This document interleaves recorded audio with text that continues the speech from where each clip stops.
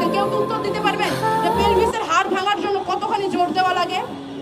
গলার হাড়ে কতখানি চাপ দিলে চোখের মনি ফেটে রক্ত বের হয়ে আসতে পারে? তার শরীরে এমন আরো অনেক আঘাতের চিহ্ন ছিল যেগুলো ক্যামেরার সামনে মানুষের সামনে দাঁড়িয়ে বলার উপযোগী না।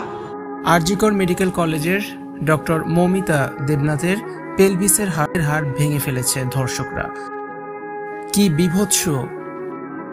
ভারতে যা আরেকটি কলঙ্কিত ইতিহাস হয়ে থাকবে। মানুষ কতটা নিচে নামলে এমনটা করতে পারে? মৌমিতার গলার হাড়, পায়ের হাড়ও ভেঙে গেছে। তার গলা চেপে ধরে শ্বাসরোধ করে বিকৃত অত্যাচার চালানো হয়। বাঁচার জন্য ছটফট করছিল মৌমিতা দেবনাথ।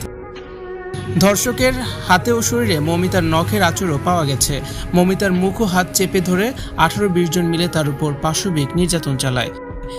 জীবনের মূল্য কি এতটাই কম? কি দোষ ছিল নিম্ন মধ্যবিত্ত ঘরের মেয়ে মৌমিতা দেবনাথের?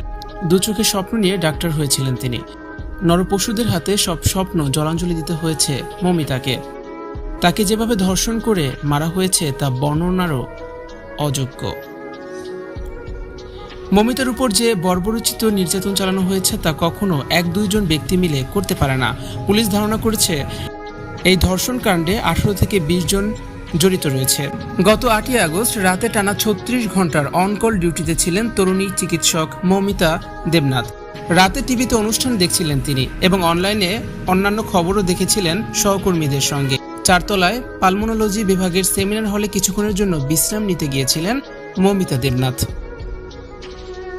কিছুক্ষণ পরেই ওই ঘরে ঢোকে ধর্ষকেরা।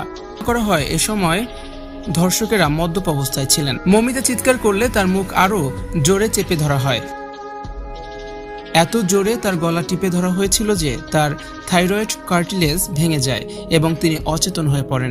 আর সে অবস্থায় তার পোশাক খোলা হয় এবং চালানো হয় বিকৃত স্বপ্ন নির্যাতন। এরপর মৃত্যু নিশ্চিত করতে শ্বাসরোধ করা হয় এই নারী চিকিৎসককে। এর পরদিন সকালে জুনিয়র সহকর্মীরা ওই হলের ভিতরেই তার অর্ধনগ্ন মরদেহ পড়তে থাকতে দেখেন। এই ঘটনার সঙ্গে আরও বেশ কয়েকজন জড়িত বলে সন্দেহ করা হচ্ছে। মৌমিতা দেবনাথের শরীরে যে পরিমাণ পাওয়া গেছে তাতে প্রায় 20 জন ধর্ষক জড়িত থাকতে পারে বলে সন্দেহ করা হচ্ছে।